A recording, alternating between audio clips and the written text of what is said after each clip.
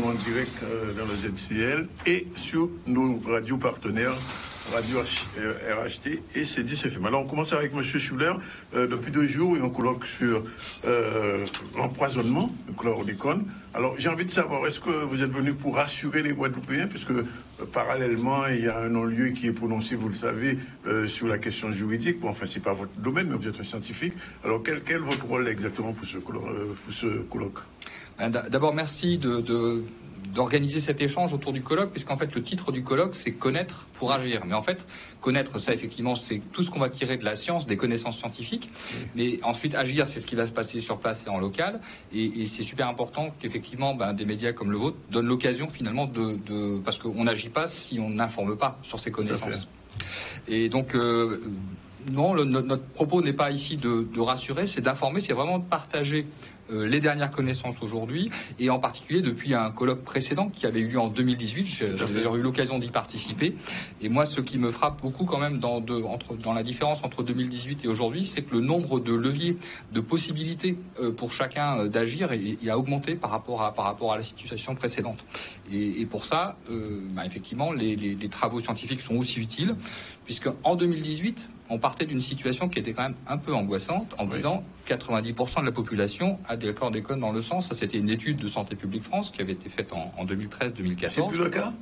Alors, la question, c'est de dire la présence dans le sang, elle n'avait pas de niveau pour dire est-ce que c'est un risque pour 90% des personnes ou pas. Oui. Et depuis, donc l'ANSES, l'Agence nationale de sécurité environnement santé travail dans lequel je suis, a essayé de définir un seuil de toxicité pour dire finalement, parmi ces 90%, quelle est la population à risque. Donc c'est un des éléments qu'on a partagé dans ce colloque. Finalement, au-delà des 90%, c'est 14% de la population en Guadeloupe et 25% de la population en Martinique qui dépassent ces seuils de toxicité tels qu'ils découlent de la littérature scientifique. Alors, est-ce que c'est inquiétant ? Est-ce que c'est rassurant? Je ne sais pas. En tout cas, ce qui est sûr, c'est que c'est quand même déjà plus clair que 90% contaminé. Je me souviens, il y a quelques années, un professeur qui était venu ici, un spécialiste qui avait dit que le taux de chlordécone dans le sang induisait normalement beaucoup de cancer de la prostate ici. Alors, est-ce qu'aujourd'hui, les recherches scientifiques confirment ou ne confirme pas ou infirme cette déclaration? Alors, professeur. Justement, le seuil de toxicité dont je parlais tout à l'heure, qui est autour de 0,40 microgrammes par litre de sang, il a été défini pour faire la part des choses. Parmi les 90% qui ont du chlordécone dans le sang, quelles sont les personnes qui ont un risque et celles qui n'en ont pas? Donc, je disais tout à l'heure, 14%. 14%. C'est géolocalisé ou pas? Pas. Alors, je pense qu'en Guadeloupe, probablement quand même. Probablement plus côté Croissant Bananier, du côté de Basse-Terre. Mais ces informations-là, elles sont pas forcément toutes géolocalisées. Ce sera probablement quelque chose qui sera regardé de plus près dans le cadre de la deuxième étude dans grande enquête de Santé publique France. Maintenant, pour les 14%, la question c'est quelles sont les conséquences pour la santé pour ces personnes. Alors, le fait d'être dans les 14%, ça ne veut pas dire que demain, ces gens-là vont développer forcément une maladie. Ça veut dire qu'ils ont un risque plus élevé que les autres. Alors, la bonne nouvelle, c'est que quand même, la chlordécone, elle reste pas en permanence dans l'organisme. Elle s'évacue. On peut se décontaminer. Et pour ça, il faut effectivement faire attention à pas réinjecter de la chlordécone dans l'organisme, notamment par l'alimentation. Donc c'est ça qui est effectivement important, il y a des leviers pour agir et pour finalement se situer du bon côté des 14%. Alors l'autre question qui se pose, alors il y a la question humaine, mais il y a la question aussi des sols. Oui. Alors il a été dit pendant longtemps que les sols empoisonnés l'étaient pour au moins un siècle. Alors là-dessus, les scientifiques, moi je suis pas un spécialiste des sols, mais ils ont débattu hier. Alors ils se sont posé des questions, est-ce que c'est pour 500 ans, est-ce que c'est pour 50 ans Je crois que de toute façon, ce qui reste quand même dans les propos que j'entends, que ça va pas disparaître d'un coup de baguette magique. La chlordécone, elle est encore là assez longtemps dans le sol. Alors pour autant, est-ce qu'il est possible de faire des choses intelligentes avec ça? Oui, parce que finalement toutes les cultures, toutes les pratiques qui en matière d'alimentation n'ont pas le même effet. Typiquement, ce qui est pas forcément toujours bien connu, alors même que la chlordécone, elle a été utilisée pour la banane. Les bananes, elles sont pas contaminées. C'est-à-dire typiquement les fruits, et ça c'est plus large. C'est ce qui peut être contaminé, en fait, c'est les légumes racines, et c'est éventuellement les animaux qui consommeraient sur les terres aussi la mer, contaminées. Les poissons. Et bien sûr les poissons. Oui. Tout à fait. Donc globalement, ce colloque, c'est une suite d'études. Ça devrait déboucher sur quoi exactement au regard des gens qui nous écoutent et qui sont soit contaminés, qui se posent des questions et qui jusqu'ici n'ont pas eu de réponse concrète. Alors, ce qui a encore, je le disais tout à l'heure, ce qui a beaucoup évolué par rapport à 2018, c'est finalement la possibilité pour les gens qui se posent des questions, qui sont préoccupés, d'agir. Oui. Ça fait déjà depuis un petit moment, il y a la possibilité pour ceux qui le souhaitent d'aller faire mesurer la teneur en chlordécone de son sol. Oui. C'est pas des réponses immédiates, mais en tout cas, ça permet déjà de réfléchir à qu'est-ce qu'on va faire avec ce sol. Et maintenant, il y a quelque chose de nouveau qui est la possibilité d'aller se faire une prise de sang et pour une mesure de chlordéconémie. La chlordéconémie, c'est quoi? C'est le taux de chlordécone qu'on a dans le sang en tant qu'individu. Alors, c'est ce qui est intéressant. Il y a des avantages. Enfin, il y a des avantages à ça. C'est finalement de savoir à quoi j'ai été exposé moi en tant que personne. Oui. Ce qu'il faut bien faire comprendre, parce que peut-être que les gens peuvent avoir peur d'un geste de type prise de sang, mesure de chlordécone, c'est de faire comprendre la différence. D'abord, c'est pas comme un thermomètre. D'abord, une prise de sang, on est d'accord, mais surtout, c'est pas un diagnostic médical. C'est-à-dire que le résultat que vous allez avoir à la sortie d'une chlordéconémie, ça vous dira pas vous êtes malade, vous n'êtes pas malade. Ça vous dira est-ce que finalement dans votre vie de tous les jours, la manière dont vous mangez, etc., il n'y a pas beaucoup de chlordécone que vous ingérez, et donc votre chlordéconémie est basse, et donc c'est plutôt une bonne chose, ou au contraire elle est un peu élevée, et auquel cas ça veut dire quoi? Ça veut dire que vous êtes plutôt exposé et qu'il faut réfléchir en discutant avec l'ARS et l'agence régionale de santé a mis en place des dispositifs pour écouter les personnes qui vont se faire une chlordéconémie et dont le résultat est élevé, pour dire, essayer de réfléchir comment je peux agir pour faire baisser mon exposition. Et je crois que ça, c'est un levier vraiment, vraiment neuf. Et en plus, pour ceux qui sont dans cette situation où elle pourrait être assez élevée, la possibilité de reprendre une nouvelle mesure plusieurs mois après, pour voir si c'est efficace. C'est finalement la manière dont je modifie mon comportement, ma manière de manger, ça produit de l'effet. Oui, parce que pendant longtemps, on a laissé penser, on a laissé croire aux gens que une fois qu'on était contaminé, il n'y avait pas de solution médicale, je veux dire, c'est-à-dire pas de remède pour la décontamination. Est-ce que au niveau de l'ONSES, on y pense un peu? Il y a des portes de sortie? Alors, je vais juste revenir un petit point. Le fait d'avoir de la chlordécone dans le sang, c'est pas forcément un indicateur du fait que je suis malade. C'est pas un signe de bonne santé non plus. C'est pas un signe de bonne santé, c'est pas un signe non plus du fait que je suis en mauvaise santé. C'est surtout une indication du fait que dans ma pratique, dans la manière dont j'achète les aliments, de ce que je consomme, du fait que je m'approvisionne les types de poissons que je vais acheter ou manger, ou le nombre de fois que j'en mange dans la semaine, est-ce que finalement ça continue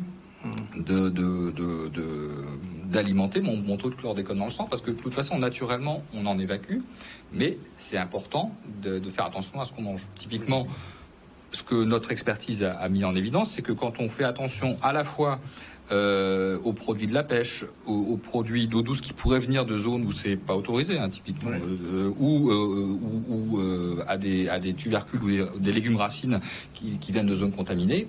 Si on ne fait pas attention à ça, à un moment donné, on peut voir cette chlordéconémie qui remonte. Alors, je suis obligé de vous poser la question quand même, parce que ce que vous dites est important, ce colloque aussi l'est aussi, parce qu'il permet de révéler un certain nombre de choses. Mais il y a quand même une contradiction entre le fait où les questions liées à la contamination perdurent dans le temps, et il y a un non-lieu au niveau juridique. Claire. Oui. Mais il y a un non-sens... C'est-à-dire qu'on ne peut pas déterminer un trouble le caractériser et ensuite dire qu'il n'y a pas réparation à ce trouble. Oui. Donc, et là où je suis un peu plus sceptique par rapport au propos de monsieur de l'ANSES, c'est que moi, le seuil, il est toujours relatif. Qui fixe ce seuil? Les études scientifiques aujourd'hui on est encore dans... Il y a des études américaines de l'ANSES qui disent exactement, qui fixent un seuil qui est encore plus bas que celui que d'autres organismes fixent. Dans une même famille, on la mienne. Oui. Moi, j'ai fait la mesure de la clause de vie. 0. Oui. Tant mieux pour moi. Ma fille, 30 ans, endométriose sévère, oui. Donc 5 kilos d'endométriose sortis à l'hôpital américain de Neuilly, avec, pour le professeur qui l'a opéré, pour lui, il n'y a pas de doute. C'est un perturbateur endocrinien qui produit des dégâts sur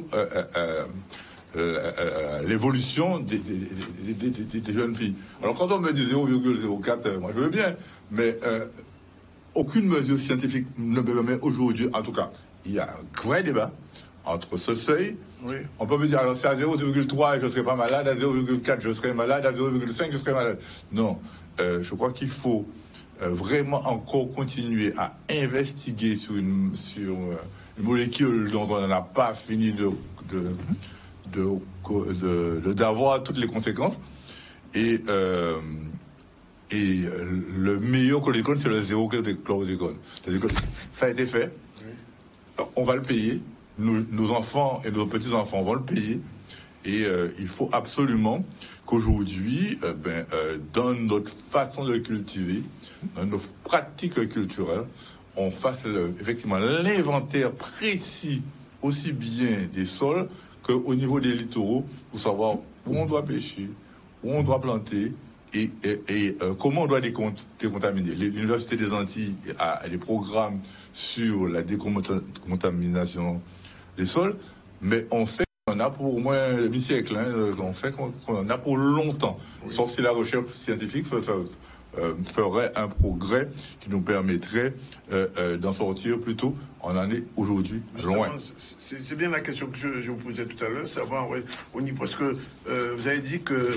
le chlordécone, les sols contaminés, c'était dans le secteur, le triangle bananier. Mm-hmm. Or, aujourd'hui, la Guadeloupe, ce sont 2 îles, la Basse-Terre et la Grande-Terre. On trouve maintenant en Grande-Terre des sols contaminés. Oui. Ça, c'est peut-être lié aussi au fait qu'à un moment donné, quand il y a moi je suis pas un spécialiste des activités de construction, ça peut être soit l'eau, soit peut être des déplacements de terrain. L'irrigation, c'est l'irrigation. Oui. Et donc, pour conclure, vous pensez que aujourd'hui, ce deuxième colloque, il y en aura un troisième. Quelles sont les perspectives que vous ouvrez?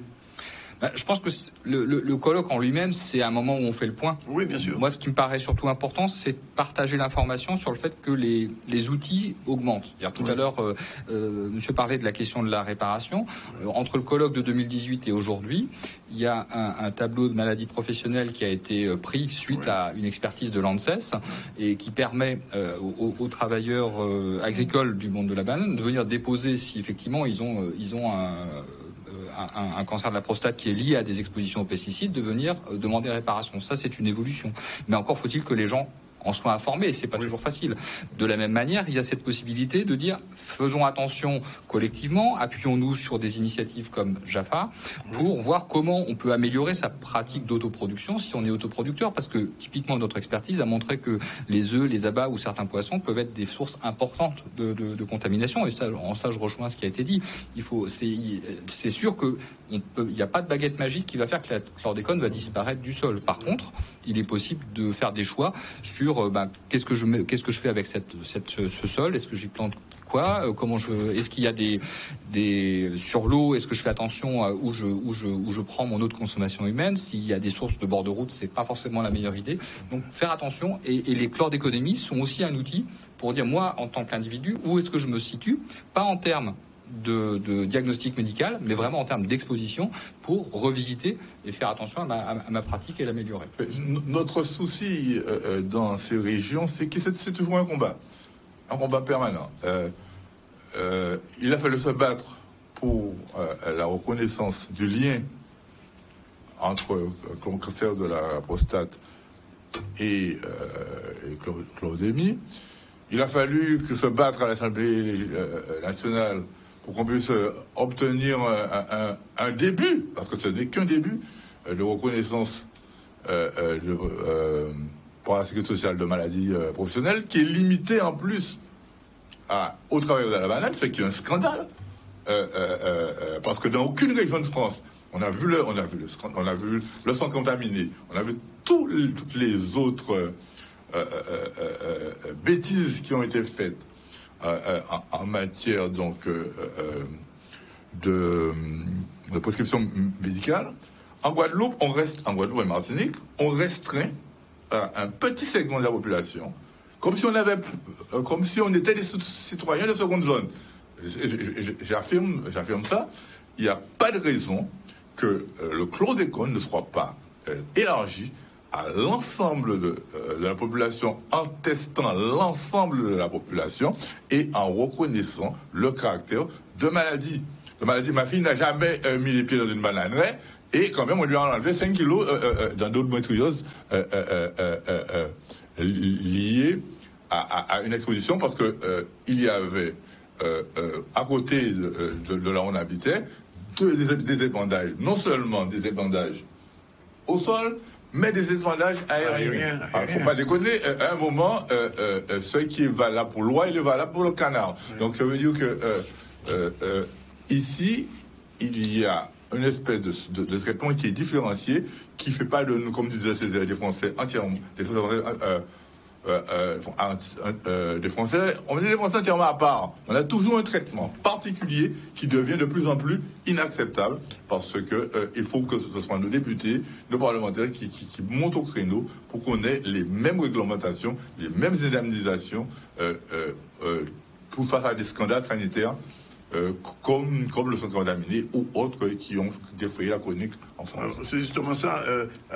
À la fin du colloque, il y aura probablement un rapport, j'imagine, qui va être établi au regard de ce que vous aurez, les discussions, les échanges que vous avez, parce qu'il y a beaucoup de gens qui participent, qui viennent porter des témoignages. Quelle va être la suite? C'est la question que je vous posais tout à l'heure. Quelle va être la suite? Et avant même de répondre, il y aura un colloque de ce type à la Martinique aussi? Alors, sur cet aspect, non. Cette année, je crois que le colloque, il est en Guadeloupe, puisqu'il y a 4 ans, il était en Martinique. Par contre, il y a effectivement des temps d'échange, aussi bien ici en Guadeloupe qu'en Martinique. Sur la question de qu'est-ce qui va en sortir, moi je dirais il y a 2 familles de choses qui vont en sortir. D'abord, les scientifiques qui ont participé au colloque, ils ont essayé de rassembler l'information scientifique dans un document plus accessible qu'on va mettre à disposition dans nos sites, sur un site qui est Chlordécone Info, qui est porté par l'ANSES. Pas forcément. Donc là, on l'espère que c'est permettre aux gens de comprendre ce qu'il en est. Et puis l'autre famille d'actions, c'est tous les leviers qui sont offerts aujourd'hui pour agir en matière de chlordéconémie, en matière d'action pour suivre les recommandations d'alimentation. Peut-être un dernier point sur aujourd'hui le dispositif de maladie professionnelle, il n'est pas limité au travers de la banane. Il y a eu reconnaissance du lien probable entre exposition aux différents pesticides et le cancer de la prostate, et ça ouvre un champ assez large pour la reconnaissance en termes de maladies professionnelles. Ça, on est bien d'accord. Sur le problème de la fertilité féminine, il y a d'ailleurs une présentation de collègues au cours de la séquence du colloque, et des travaux vont être lancés de ce côté-là. Mais comment dirais-je, il y a effectivement besoin de faire progresser la connaissance. Le fait que ce soit un perturbateur endocrinien, c'est pris en compte dans la définition des seuils de toxicité qu'on a établis. Et l'idée, c'est vraiment de permettre à la fois à la science de continuer de progresser, à mieux connaître et mieux comprendre. L'ANSES va initier de la recherche sur cette question? Alors, l'ANSES pas directement. L'ANSES, nous, on rassemble les éléments qui sont issus des recherches et on les analyse pour les transformer en seuil pour agir. Et par contre, on peut être, c'est plutôt l'INSERM, des universités qui mènent ces recherches et à laquelle on est très à l'écoute. Je vous remercie. Mais sur le plan politique, et c'est là que je reviens, pas vous l'ANSES n'a rien à voir là-dedans, c'est sur le plan politique. On a un ministre de l'Agriculture qui donne une dérogation, alors qu'on sait qu'aux États-Unis, 10 ans avant, on dit Le chlordécone, interdiction formelle. On n'utilise plus ça aux États-Unis. Pendant 10 ans, on a eu en France, dans les départements et régions d'outre-mer, une dérogation continuant à empoisonner la population de la Guadeloupe. Et c'est ça qu'il faut réparer, et vite.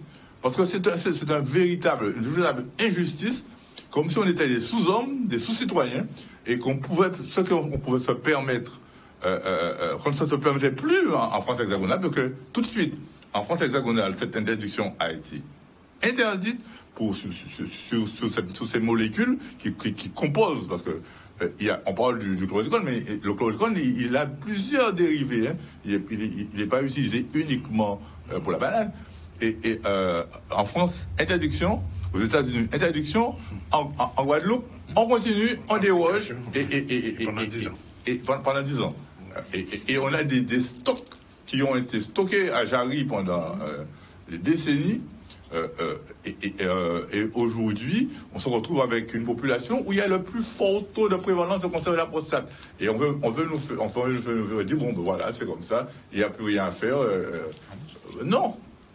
Il y a un moment, comme pour le sang contaminé, il faut que les responsables payent. Il faut instruire des procédures pour que ceux qui ont pris ces décisions puissent devoir rendre compte sans délai de prescription. C'est encore un nouveau scandale. On prescrit un scandale qui est éminent, qui est patent devant l'opinion publique internationale. On arrive à la fin du passage. Si demain le Congrès, l'Assemblée générale du Paris, oui. Alors quelles sont les thématiques qui vont être abordées justement? Peut-être dire à Monsieur le Paris, qu'est-ce que c'est? Oui, tout à fait. Alors, le Paris, c'est le parti autonome parce que nous sommes pour l'autonomie énergétique et alimentaire de la Guadeloupe. Notamment, on a bien vu avec la pandémie que les bateaux conteneurs peuvent s'arrêter du jour au lendemain. Autonome, réformiste, parce que nous voulons la réforme des institutions et les rapports de la France nous paraissent des rapports coloniaux, et nous voulons absolument sortir de ces rapports coloniaux pour arriver à des rapports d'égalité.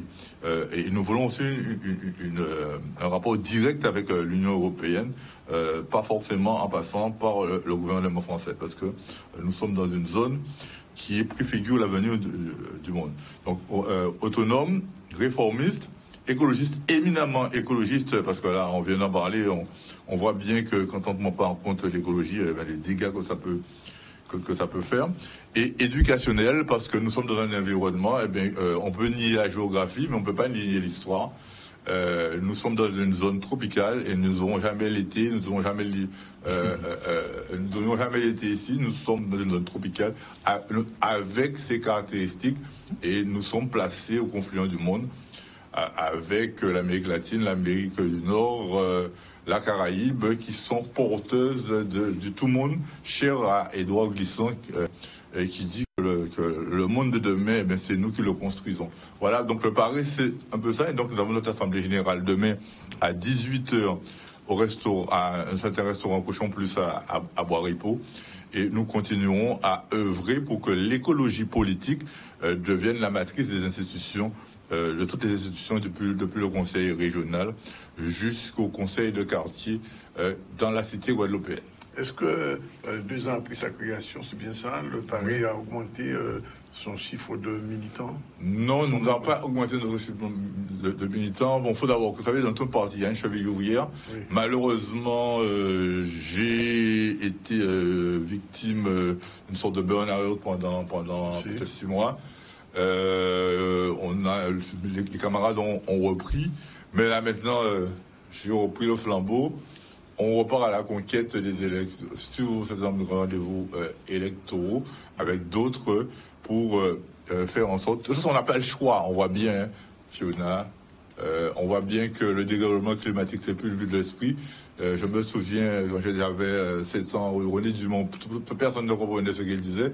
Aujourd'hui, il était largement en avance de son temps. Donc l'écologie, c'est le futur de la planète. Si on n'est pas, le 21e siècle sera écologique ou ne sera pas.